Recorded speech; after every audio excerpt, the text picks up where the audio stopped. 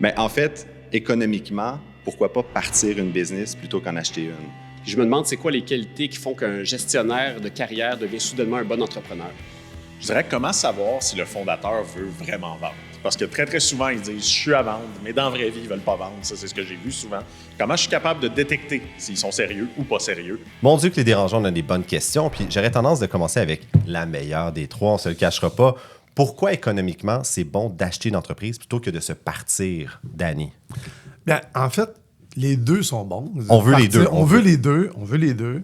Par contre, de racheter une entreprise, d'acheter une entreprise, bien, il y a déjà une bonne base. Là. Je veux dire, il y a déjà un chiffre d'affaires qui est là, il y a des clients, il y a un produit qui se vend ou un service qui se vend. Donc, la prise de risque dans un rachat est différent et moins grand que de partir une entreprise de zéro. Ça, c'est clair. Parce que même si tu as 10 de baisse de chiffre d'affaires, tu n'es pas à zéro. Tu es capable, tu as un fonds de commerce qui existe, tu as du data analytics, tu as des études de marché qui sont là. Ça me fait beaucoup penser à un ami qui s'est parti en affaires.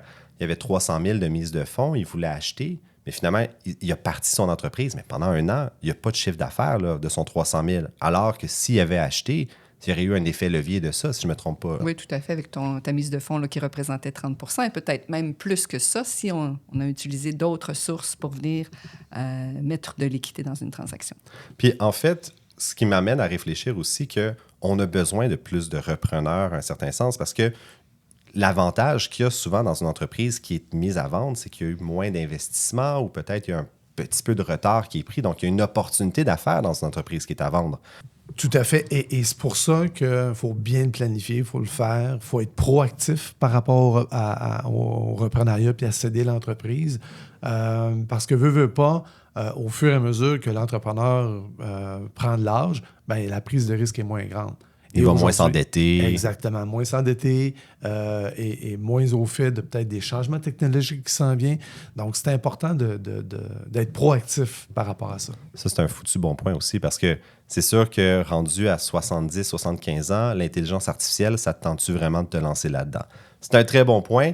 Prochaine question qui venait de notre ami Philippe, en fait. Pourquoi qu'un gestionnaire qui se lance sur le tard ferait automatiquement un bon entrepreneur? Julie, t'en penses quoi? Bien, moi, je dirais que oui, parce que, particulièrement dans le cas du reprenariat, tu deviens en charge d'une équipe. Il y a déjà des gens qui travaillent là, qui existent. Et c'est ça. Et je reviens à ma notion de homme-orchestre, chef d'orchestre. Donc, le démarrage d'une entreprise, c'est souvent un homme-orchestre, une femme-orchestre qui est bon un peu dans tout.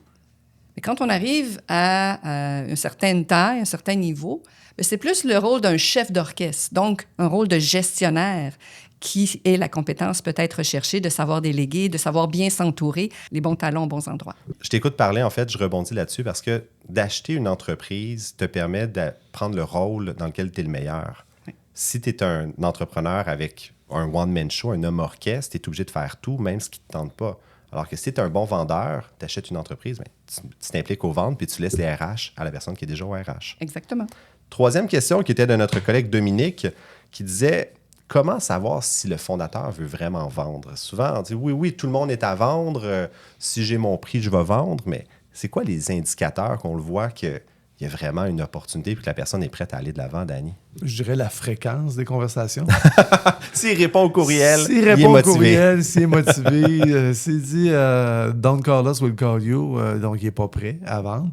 Ça, c'est un élément. L'autre élément également, c'est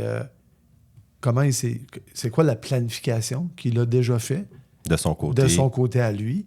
Céder son entreprise, il y a beaucoup de liens de valeurs également, donc des valeurs de l'entreprise, des valeurs de celui qui va vouloir acheter également.